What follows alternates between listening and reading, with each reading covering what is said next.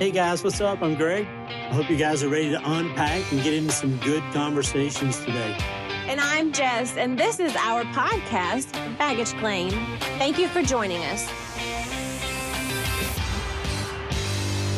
What's up, everybody? How you doing out there today? Thank you so much for taking the time to listen to Baggage Claim. This is a place where we hope to create some conversation and maybe some community around blended families and relationships and all the good stuff in between, marriages, all of those things. Our niche is kind of blended families because that's what we are. We're just two normal people trying to do life, trying to figure it out. I don't know if normal is the right word. We're two people trying to figure this out and as we go through We have life. no idea what we're doing. But we have no, but we're, you know what? We said we have no idea what we're doing. So let's grab some microphones and put it out there for the world to hear. Yes. So welcome.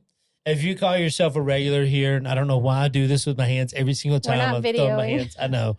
Grab your favorite drink, pull up to the table. Again, we're recording on a Saturday, so it is midday. We're having a blast. We're usually in the middle of the night, feels like, recording. For Jess, it's for me. It's the middle of the night. For Jess's reason, yes, she actually has a job. 9 p.m. 9 o'clock at night Yes. is in the middle of the night. So, but grab your favorite drink, whatever that is. Kind of take a deep breath, pull up to the table, and let's jump into some fun conversations. So, every marriage has ups and downs. Every marriage has highs and lows. We agree? Mm-hmm. Yes. Okay. The problem is we always assume and look for and think of the highs. We never really think about the lows, and so therefore we become blindsided so many times when the lows hit. We're not prepared for those. And in a blended family, just like a marriage, there's the relationship, but there's so many more Layers.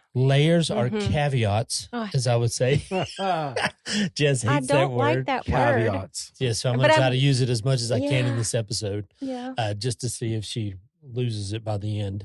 So, but there's so many more layers to blended families, and we're going to get into some of that today and talk about different seasons, what they look like, what are some of the ups, the possible highs, what are some possible lows, how do you avoid those, or not avoid them because you can't, but how do you navigate them in a healthy way? Do you agree? Yes. Right. So I always have a thing called question time around here. Are you going to sing it? Question time. I thought you were going to sing it with me. Thank you so much. Oh, you're welcome. Thank you, so Greg. what is your favorite season? And it could be season of the year. It could be season that we're talking about. But your favorite season and why? Michael? I'll go. Easy for me, it's fall. Fall is number one. Spring would be number two. Because just the way the weather fits in Georgia, it's just like perfect. Everything's perfect about it. In spring? Oh, yeah. God, my allergies and sinuses shut Try to down kill in us. spring. Yeah. Don't get me wrong. I'm the same way because allergies hit me hard. But I still love spring. So That's what why about it's fall? second. Fall, What do you love it's like about the it? beginning of cold weather. Mm-hmm. So it's also an incredible reprieve from summer. True. So that's Reprieve. probably why Excuse I me. like Little fall. $5 words over here. It's kind of like caveat. Yeah. Beautiful. No, I love it. It's like the leaves start changing colors, and especially up here in North Georgia, like it's just beautiful. But even before the leaves change colors, like it's getting cool. You can go outside in shorts and a hoodie, and it's just incredibly comfortable. It's a great time for bonfires. It's like True. all of the above. Yeah, it's great. It's great bonfire season. My favorite season's fall also because it's pretty and because college football starts. Yeah, That's right. I'm a girl that likes football. Amen, amen, and amen. So what's your second? Summer because I don't work. Fair enough. So summer is not your first, No. even though you're not working. It's still your second. Okay. It's miserably hot where we live usually in the summer. So Yeah. It is really hot. That's why I go to Florida during the summer. That way I can come back and have much greater appreciation for our summer. True. Yeah. Mine is fall just because football is the number one. And I do love that you got to put a sweatshirt on in the morning. Mm-hmm. You can take it off midday, t-shirt, and then you got to put it back on in the afternoons. I love that. It's perfect. Yeah. And you have football on a lot. But then Thanksgiving, It's your favorite holiday. I love Thanksgiving. I love fall. I just love the food and the hanging out with loved ones. rush to exchange gifts or anything. Yeah. It's just be together, watch football, eat good food, and Mhm. so just love it. My second, oh man, that's a hard one for me. I think it would be I love winter because I love the coziness of winter, like Yeah. a fire in the fireplace, good book, Mhm. just kind of nestled up, and it's just I like cold weather. I like it cold. Yeah. I mean, you can always put a jacket on, but when it gets so hot, you can only take so many clothes off till It's true. you're just hot. So, Yeah. but yeah, I think my second would be winter. So cool. All right. So we got seasons out of the way. Nailed it. Yeah. So now, Woo! so now let's jump into seasons of marriage, because we would all agree they have seasons, and we, if you're a Game of Thrones fan, you always want me to say winter is coming. Winter's coming. It's coming. We always know that there's going to be those hard times. There's going to be those good times. But it's kind of weird. There is a rhythm in which creates seasons, Mhm. which are good. Change is good. If it was the same weather all the time, I mean, that would get old. I mean, if there's the same, nothing really changed, that would kind of be like, Some Maybe. people love it. Yeah. I would not. I want some change. I like change. I do enjoy that where we live. We have 4 very different seasons of the Yeah, year. they're very distinct. Yeah. And they're very different. Sometimes they're harsh and sometimes they're not. They're just Mhm. kind of mellow, chill, but there are very good changes. Marriage has the same way. Like there are changes and they're coming, whether you like them or not, and they're going to be there. Mhm. And blended families, again, we talked about those have much more layers. So, but the first one, and the one that we always like to talk about, and we even shared with our kids when they get married, I'm like, hey, take time for the honeymoon stage, the Mhm. honeymoon season. Like, take that time, enjoy getting to know each other, how each other work, how you do things, rhythms of life, like even the crazy things of how do you clean house? How do you not clean? Like, how do you do certain things? How do you cook certain things or not? And because you all have these ideas and rhythms that go with that. So enjoy, take some time. When it's just you in the honeymoon phase, it's just you too. Yeah. It's just fun. Mhm. Well, in a blended family, that's just a myth. There's no such thing as just you. I told Jess, it was really funny. When we had our wedding, we scheduled 2 things. Yeah. We scheduled our wedding around Georgia football. We And did. just say what you want. I mean, you can throw rocks if you want. We scheduled an off weekend, Mhm. and we did a Sunday afternoon Mhm. at a little chapel that was really personal to us. Mhm. And then we had to schedule our wedding and our honeymoon around the weeks that we had the kids, because I think we had it on Sunday because we exchanged kids on Sundays. Sundays. Mhm. And so we got the kids, we just asked, can we have the kids a little earlier? And so, or have them a little later. The day before, we got them the night before. And so we had the kids, but then we were going on the honeymoon. So we were like, we don't want to not have the kids for 2 weeks. So we scheduled our honeymoon around the time we had kids. Mhm. That's just one of the complexities of a blended family. Like a honeymoon would be like, oh, you should pick something magical or fun. And we're like, all right, we got this much time. We're going to get back. Yeah. And we have to do it on these days because that's when we don't have all 4. We only have 2, and we can it's easier to find grandparents for 2 Than it is for 4. Yeah. And we really tried not to, when we had Callie or Cody, tried not to not be in town Yeah. or to plan something. So we were always around when they were in town. Mm-hmm. So honeymoon was, we had a great honeymoon. It was in Belize. Mm-hmm. Did a little island outside of Belize, but it was fun and it was relaxing. But what was crazy is we got off the airport to 4 kids. Yeah. 2 houses. Yeah, And 2 dogs. Yeah. And then we had to go, we combined houses as we were getting ready. Mm-hmm. Like we were combining your furniture into my house and everything else. And then you and the would closer literally, we got to the wedding, the kids and I literally were living with our friends, Chad and Lisa. Because we didn't want to live together before we got married. And a lot of people would think that's silly, but we did it because of our kids. We wanted to give our kids an example of what we thought relationship would look like. I was like, I don't want to steal away from that moment from when we actually are married and we live together. I didn't want to take away from that. So that's why we didn't do that. That was a lot to balance. And I'd have to go pack a suitcase or make sure I had this, that, and the other laundry for the kid. It was a lot, but it was But worth it. It got down to, though, at the end, the kids just started staying with me at my house. Yep. And Didn't go home with me. just to be like, go home and the kids would be like, I'm going to stay here. It's Yeah, like, we would okay. go over for dinner, just like trying to build a little routine, you know. Well, just, to get everybody to kind of, again, we're living under the same house, get them under the same Getting idea. ready. We're practicing. This is what it's going to look like. And yeah, I would be like, okay, God, it's the school night. Thomas, Aaron, let's go home. They're like, meh. Because I had already redecorated everybody's bedrooms there. Like, Really? they're like, can we just stay at Greg's house today? Yeah. Sure, I'll see you at school in the morning. Yeah, the boys would stay in the basement. And so that was kind of the last It was cute. week.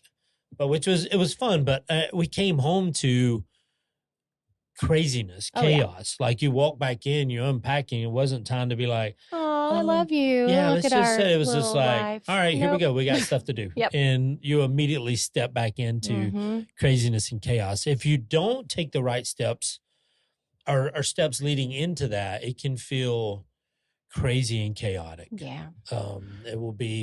It's tough just to go from living by yourself to now all of a sudden we're with somebody and there's people around all the Yeah, time. there's 6 people in our house. Yeah. So, like during a honeymoon phase, traditional couples, there's a high of, it's magical, and we're bonding, and usually a traditional couple has that time and space to do that before children come along, and you establish your connection, and like you said, you figure out how we do things. And there's a low that I think everybody likes to ignore and think that, this is going to last forever. The honeymoon phase, I'm going to always just be head over heels in love with you and think that everything you do is wonderful. Yeah. Until they fall asleep. Like I think the other night I fell asleep. I rolled over just to talk to you. Yeah. I fell asleep and you're like, quit breathing in my ear hole. Stop. And just pushed me away. Like you have to go over there. Yeah.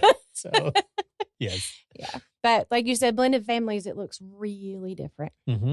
It's chaos. Yeah. So the honeymoon phase, like you said, includes us and a lot of kids and a lot of different relationships that were already there.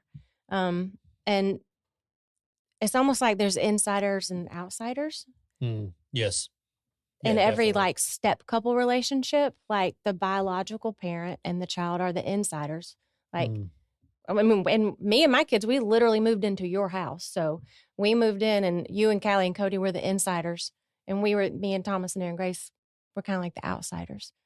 Yeah, I think so. Is easier for, and it's a boy thing, I think. Yeah. It was easier for the boys to connect. They were close in age. They were in the basement. They had a game room down there, pool tables. They had their own room. They became like instant bros. They became their own insiders. I mean, as soon as they met.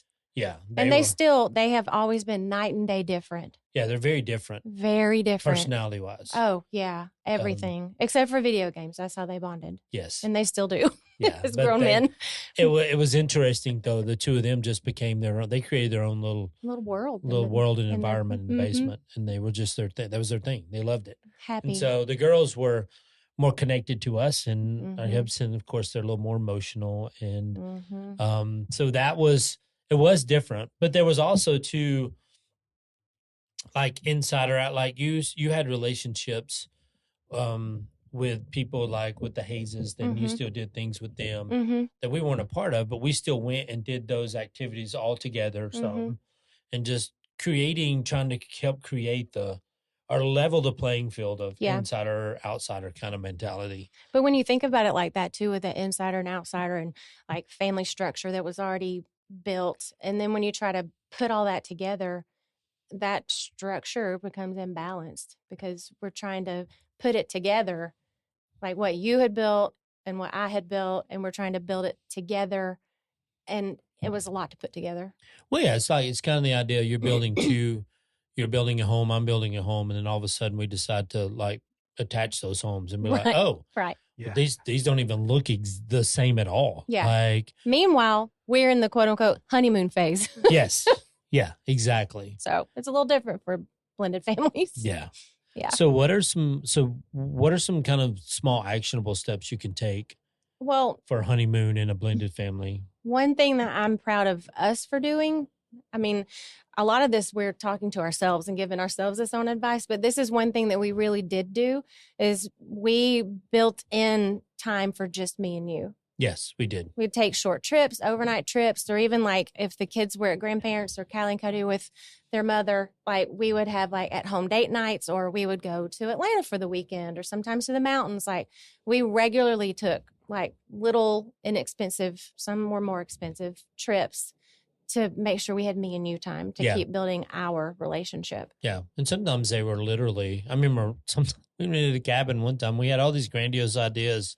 We were going to do this, and this. We never left the cabin. Nope. It's like we literally had all our food. We never left. We slept. We pulled the mattresses into the living room because the fireplace was there, and it was just like a fire and the big TV and all the food, and like we just were like couch potatoes. Yeah, we were. But we made sure we were together. Yeah, and that was the fun part of it. Yeah.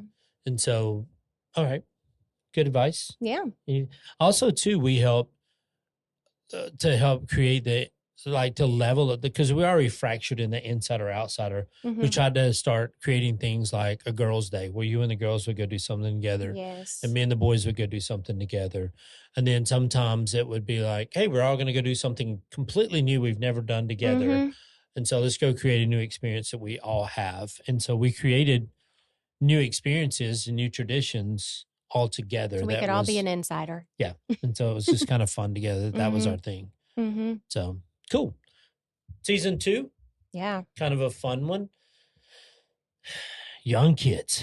When you're tired and busy. This is when the old adages say the candle's burning at both ends. Yeah. It is. I remember one time Damon came over to our house. He was stopped by to drop something off. And all our kids are running around. Lily's crazy, and he's in the kitchen. Lily was our dog. Yeah, Lily was our big black lab, which was she was a handful. And so she's running around, probably chasing Aaron, one of the kids. And it was loud because there's hardwood floor throughout our house. Kids literally running everywhere. And he was backed up at the counter, and the look on his face, and I was like, "Are you okay?" And he said, "Is it always like this here?" I was like, "Yeah, pretty much so, I think." And he's like, "Bro."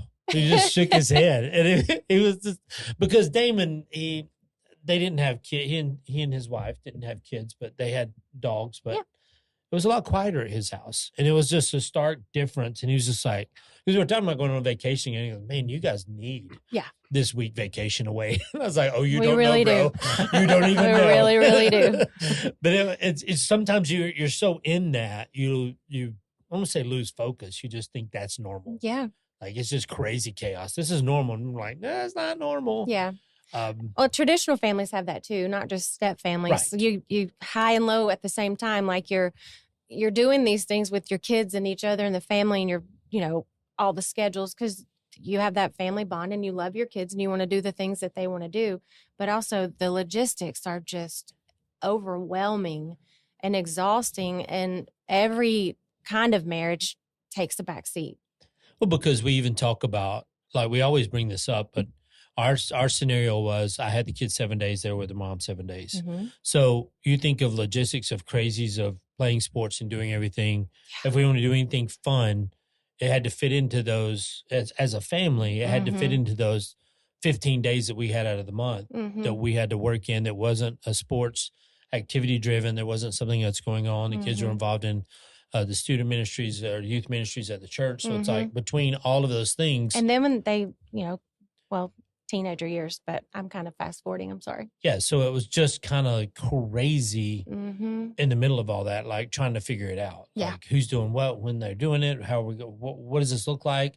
And how do we continue to remain somewhat connected through all of that? Yeah. Like it was crazy. And then like you're saying, the blended family, here's that word. Caveat. I can't even say it. Caveat. Yeah.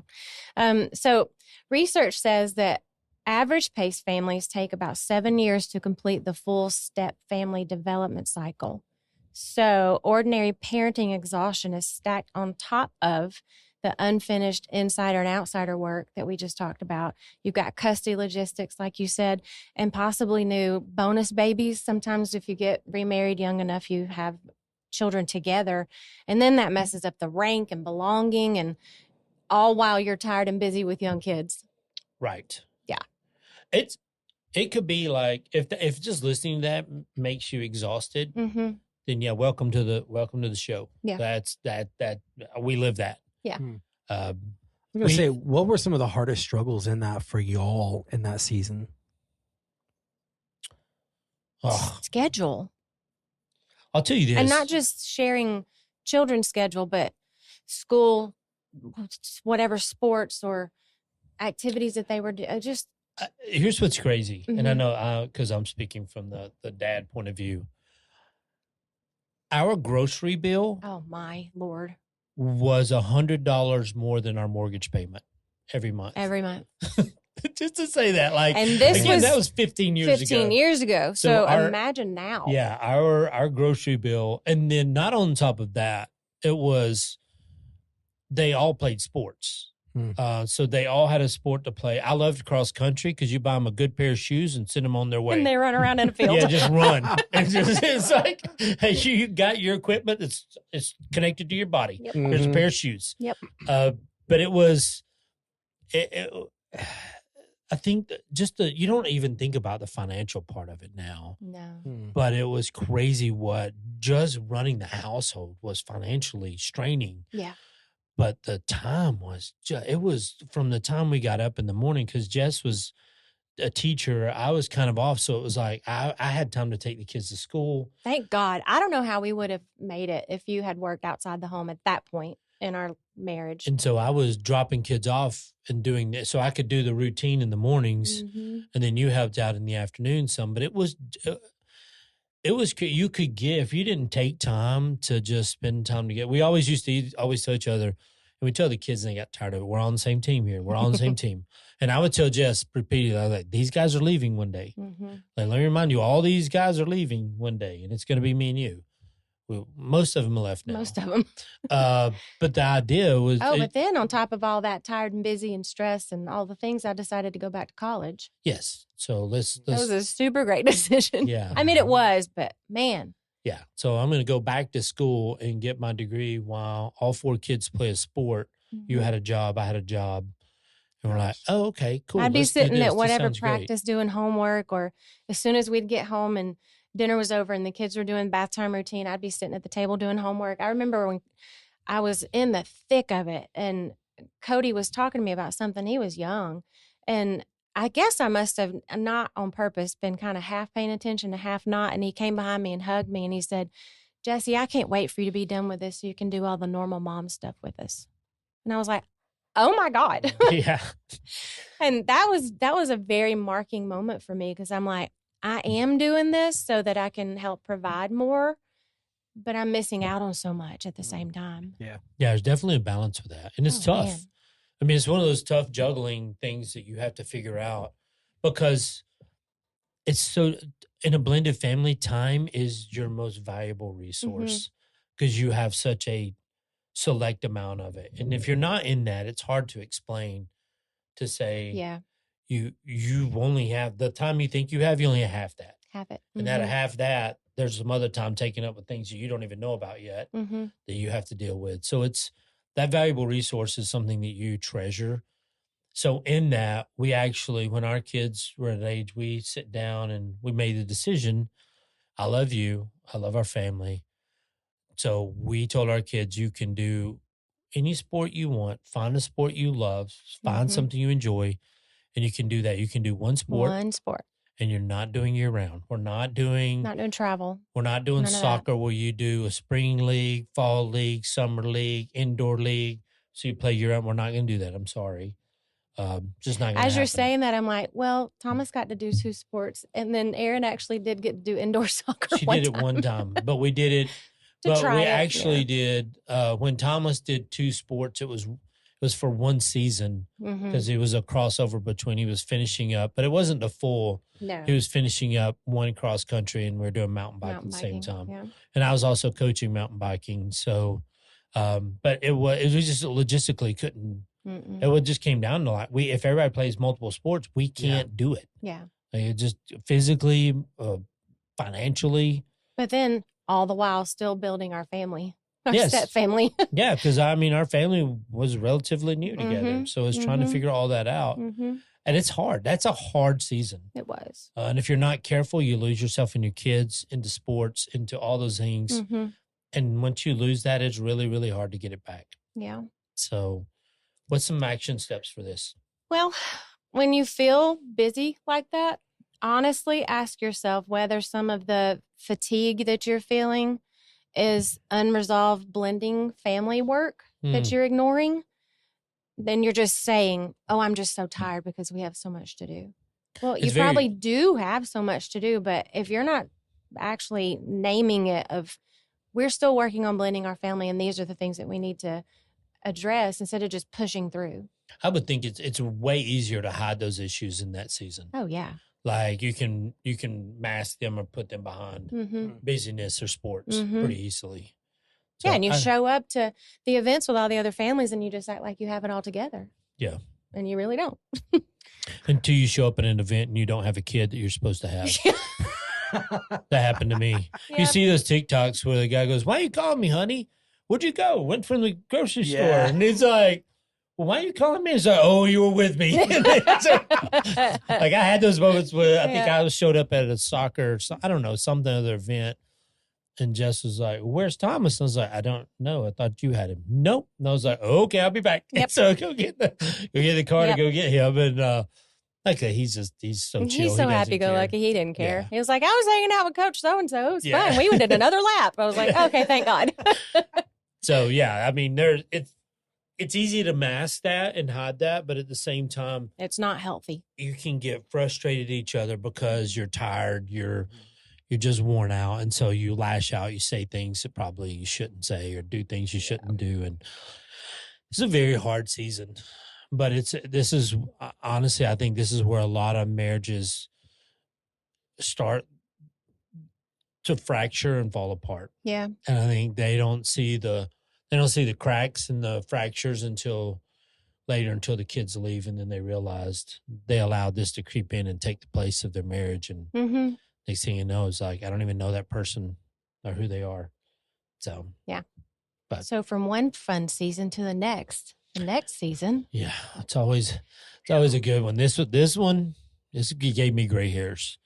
The teen years. Yes. The teen years are one of those you're like, I've no wonder they're cute when they're little. Kids. You just don't want to just destroy them when they're teens. Yeah.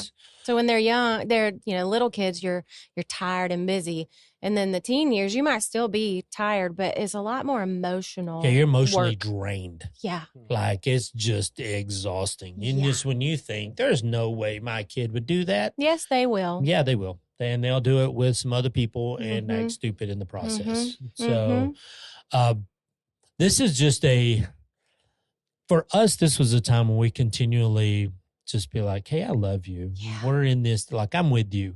And like, our 4 kids are all within 4 years of each other. So we had 4 teenagers all at the same time with very, very different needs. Yes. It was emotionally exhausting. We told our kids I told our kids, it's like, hey, we'll buy you a car. I think the mom bought Cody's, yeah. Bought Cody's, but I'm like, we'll buy you a car and that's it. You pay for everything else, gas, travel, all of that stuff. We did their insurance. We bought the car and did the insurance. That was another time when my insurance caught up to where my mortgage was again. And my insurance guy was like, well, I've seen worse. It's like, how's that supposed to make me feel better? Like we literally tried to qualify for fleet insurance. We had so many cars covered. Yeah, we were a few cars shy of a fleet. I felt like we bought cars like years in a row. Just we did. One after the other. Yeah. And they weren't nice. They weren't nice cars at all. Oh, they were nice for them. Yes, they got them around where they back and forth. I was very excited for Callie's because it meant we got more transportation of helping somebody shuttle around. Yes. But then I remember the first time Callie drove all of them to church and Jess stood in the driveway and cried. That's the emotional part. Cried like cried. Yeah, like a baby. Till I couldn't see her taillights anymore. And he made me go in the house. And I was still ugly crying. There goes all of our babies. Yeah. So it's like the emotional aspect of that, of letting go of some things, but at the same time helping them manage some hard. And that's the same with traditional and blended family, because you got your teens are pulling towards independence and there's some conflicts with that, and parents, we felt less needed, but we were also more tested at the same time. Yeah, and it depends on when you blended this family. If you blended and they were 14, Bless your heart. yeah, it's going to be tough. Like this is a hard time. What's the stat you were reading about? It's harder for girls. Yes. There's clinical experience points towards that early adolescence is notoriously a difficult window, especially for 12-year-old girls. They tend to have the hardest time with step families, with the loyalty binds and identity formation. And then when step parent authority questions, like all of that peaks. And that's how old Callie was when we got married. Yeah. She had just turned 12. So there's so many you think of as just in a regular family, all the things of dealing with a teenager, which everyone talks about the sleeplessness of. We always used to say this when our kids were teens. They talk about, when they're babies and they don't sleep. And I'm like, bro, that's so fast. Like that lasts Nothing. a month or two? Yeah. Maybe. Get you a teenager. Nobody ever prepares you for that. I was like, that's like years of just like emotional torment. Yeah. Oh my gosh. I was like, those are way harder than the little baby and toddler ages. Like the terrible twos. Now, how about go to the teens? Yeah, once you get you a 2-year-old, they'll throw a fit. And you can ignore it and leave it there and just be like, okay, you'll get it out of your system. You'll be fine and you'll get up. Well, meanwhile, that you have a 17-year-old that you're not really sure where they are. Yeah. And when they're supposed to be home in 10 minutes and you haven't heard from them. Life 360 wasn't a thing then. No. Oh my gosh. So, but there's so many to that. Like there's layers and there's and more. Sometimes when they get to this age, custody arrangements can be questions because in some states at certain ages, kids can decide where they want to live. Yeah. And with one parent or another. So that may be renegotiated when they have really strong opinions. Thank God we never had to deal with that. But the things that like even another blended caveat to this in a blended family is curfews. When you have a teen and has a curfew, if you don't have a great working relationship with your ex, your curfew may be different from theirs, and they're going to be ticked off if they don't get to do the things they do with them that they do with you. And those boundaries haven't been set, or they're doing. There's just it gets really, really difficult. Yeah. Here, emotionally trying to navigate that. Boyfriends, girlfriends. When can you be on the phone? When can you not be on the phone? Do you get to have your phones at night? Do you not get to have your phones at night? Like, and they're all different. Like you have two different households, so you're trying to keep in mind. I don't want to be a jerk because their life here is different than their life there. Very. And I think Cody even told us that just recently. We were all hanging out, and he goes, "Man, I don't know how the blended family." He goes, our household here was way different than the other household." And I was like, "How?" And he goes, "It's just different," and that's all he would say. And so it's like, I get that, okay. But at the same time, you're trying to manage those kids' emotions, feelings, and thoughts in the process of going back and forth, but doing it in a way that's best for them and healthy for you as a family. So, some what you're there. just saying brings up a good action step is to revisit. And often, you might have to renegotiate the step parent's role and authority as a kid's age, because the arrangement that worked when they were 8 is not going to fit when they're 15. And for you to assume that everything's just going to stay the same is ridiculous. Yeah, it is kind of crazy. So, yeah. Revisit that. Yeah, talk about boundaries, have those set.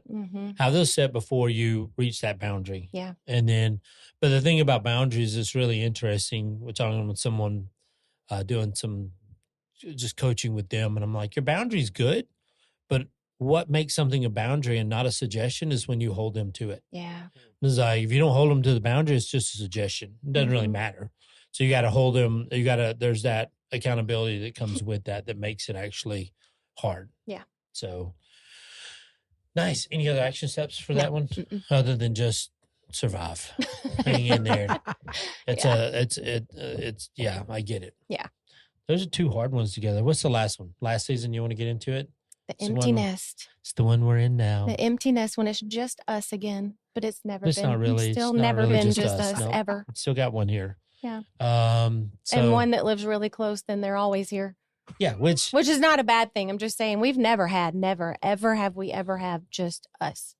But we never, even when our kids were young, there were always kids at our house. There were always, we were very, people oriented. Yeah. Like we have Saturday, even as empty nesters, we have Saturday football. We have a big 80-inch TV under the garage, and we have surround sound, and we turn the football on at 11 in the morning, and it's there till 11 at night. Sometimes on Saturday, and everybody comes over, we grill. It's just a family fun. So we kind of like never really want the empty. For me, empty nest means if somebody calls us and be like, "Hey, I want to go grab a drink or grab a bite to eat." Yeah, absolutely. Sure. We don't have anything to do. If it's not Tuesday and we're But we're recording talking a about being podcast, just us, like even when the kids were young, and some families, their kids are in their bedrooms and they hang out and do their own thing in their space. Our kids never did that. They were where we were. So even if we were at home, it's not like, hey, let's me and you sit down and watch a show. No, there's 4 kids piled on top of us and we're all in here doing something. well, we also too made the decision. We didn't want our kids to. I wanted them to be a part of our family, part of the house. Yeah. So we didn't. We had one TV. Mm-hmm. No, we had 2 TVs. We had one really. Okay, we had 3. We had one in the playroom that just played games. Yeah, It wasn't just for connected to video anything. games. Then we had a theater room with that's something me and my buddies built for fun to see if we could. And then we had one TV in the living room, and that was it. But nobody had TVs in their bedrooms. No, so we had no TVs in bedrooms, and nobody really went in the theater room and watched TV unless it No. was a ball game or something. So it was that created that pushed them out of their rooms and into the family dynamic. So I mean, empty nest is a lot of people struggle with this because when everyone leaves, they don't know who they are. Yeah. They just got caught up in the kids, and the husband natural kind of gets caught up in his work and in his job, and that becomes his identity. And the kids sometimes for the wife becomes who she is. And so when this empty nest thing happens, it's kind of crazy. Yeah, and that's the same for a traditional family and a blended family. There's a high and a low that's kind of intertwined. It's when you get to the empty nest phase, you have to rediscover your identity as a couple. Yeah. Because when some people, like you said, they discover that you've drifted apart, that you're just kind of co-managing a household, that you're not really partners. Right. And that happens in every family if Yeah. you're not careful. Yeah, 100%. So it's just one of those things you got to work at no matter where you're at. And again, the blended family just has more layers to that. Yeah. There's when you're empty nesters and there's grandkids, there's like there's lots of other grandparents besides just you two. just y'all. Yeah. So Well, the blended family caveat. If the couple bond was never fully prioritized in the honeymoon that wasn't phase that we just talked about, the empty nest can expose that the marriage was mostly built on shared parenting logistics rather than a partnership. Yeah. There's also new territory there that's very blended family specific. The adult stepchildren relationships, like whose family gets invited to weddings, or like even grandparent titles, the insider and outsider dynamic it could come back at that point. It just kind of hangs out, even if it's just in a different way. Yeah. Yeah, because you start to form your kids, and we're at this now where your kids start to form their own traditions for their family, for their holidays, and then you're like, okay, where do the other ones fit in? Do those go away? And so it's always a very tricky place to navigate. It is. All of that and how it fits together. So Yep. And we have had to be careful to make sure we don't get our feelings hurt, because we prepared them, the 2 married ones that are doing their own traditions. It's like we wanted this so bad for them, but it was like, but now you're doing it, and where do we fit? yeah, can we play? Yeah. Can we be a part? Can we come over and play? Yeah. So those are, man, seasons, they're real. The highs and the lows are very real. The complexities of them, the layers of them. My overall advice for all of that is don't put your head in the sand and act like it's not real. Yeah. Don't pretend that, this isn't it'll work itself out, or this isn't the other. Just no. Yeah. Address those things head on, deal with them, talk about Every them. marriage has highs and lows. Yep. But couples tend to only think that it's just going to be wonderful and lullabies and lollipops forever. And then they're just like magically blindsided by a low. And don't fall into if you're a blended family, don't fall into the trap that you have to be like all the other normal, whatever normal is, nuclear families that are out there, because that's not you. It's not who you're going to, that's not the reality. It's and it just won't not. work. And No. so There's You'll- way more complexities. Yeah, I was going to say you'll have the same highs and lows. They'll just be more complex. Yep. And if you don't address those, then you're beating your head against the concrete. Yep. So anything else to add to all of that? I hope you found something in that that's like, okay, that was very disheartening. You're with us 38 minutes. I will say the highs make up for the lows, They and do. and just say, hey, we're all in the same boat. I think that's kind of the idea. Like, we all are dealing with this stuff. Yeah. You're not by yourself. Find some community to walk through this together with you, to help you be focused and stay focused through all of that. Anything else to add? Well, for both of y'all, like, my question is this, and I love this breakdown of the different seasons. Why is it so important to get a grip on these multiple seasons as they come and go? Because you think the challenges you have when they're kids and they're young are going to pass, and they're going to, but it's not. It just resurfaces in a different, the same thing. It may look a little different, but the same challenge will be there through all those seasons if you don't address it early on. Yeah. Yeah. Like, it will always be there. It's just going to look a little different. It's going to be, it's just, it is what it is. And that's, I think, did that answer your question? No, it did. And I don't know why the imagery I see in my mind, if you've ever been whitewater rafting, like, this is what it makes me think of. It's like, okay, you're sitting in the raft and you're like, okay, the rapids are coming. I got to brace. I got to prepare myself. Otherwise I could get thrown out of this thing. Mm-hmm. Right. Mhm. Then you may have calm waters for, a couple hundred yards, but you're like, a rapid is coming again, and I think the one phrase we use on this podcast a lot is proactive versus reactive. Yes. Yeah. I think that changes everything to the dynamic of how specifically the spouse couple partnership manages the turbulence or the rapids as you go through Mm-hmm. those seasons of life. So, Yeah. It's true. I think it's a great picture. Mm. I mean, and sometimes you're going to get thrown out of the boat. Yeah. And what you hope is that you go into rescue position, feet up, yeah. face down the river, and you know what? People in the boat are going to throw you a rope and pull you back in. That's the hope. That's the hope. But if you're not prepared for it, Right. Yeah. Mm-hmm. You're going That's to a panic. complete- You're yeah. going to panic when you get thrown out. Mhm. And you still may, even what you know what to do. Yeah. yeah. So it's like, yeah, it happens to everybody. But to act like it's not going to happen to you it's It's just, silly. yes, Yeah. that's not true. Even if you're in a quote unquote traditional family or a blended family, you're silly to pretend like it's not going to happen. Mm-hmm. Right. Yay, marriage. So, yeah. No, but I mean, you get to build something that's incredible. You get to build Mhm. something that's generational. You get to build something that goes so further beyond your own lifetime. Yeah. And I think that's insane. That's incredibly awesome. I think it's cool too to look at and hope your kids use some of the stuff that you've instilled in them when they walk Mhm. into their marriages and the relationships they're Yeah. in. Hopefully. So, I mean, that's the hope. Yeah. And the idea you're gonna be unpacking baggage for the rest of your life, because you always do. Yeah. Like, you think you got it done. No, there's more baggage. It's coming. It comes with every season. Mm-hmm. Some of it's harder than others, but you unpack it and you keep unpacking it. So, but thank you for being a part of Baggage Claim. Thank you for listening. Please like, subscribe, share. Thank you for sticking around this long if you are. We love you guys. Appreciate you listening to us, allowing us just some time in your world, because I know that time is precious. Thank you for allowing us some time just to help be encouraging, maybe share some truth, Yeah. and give you some framework. So when you hit those rapids, You know what you to know do. what to do. That's right. So anything else to add? No. No. Just like, nope. Mm-mm. Go dogs. All right, go Yeah, dogs. go dogs.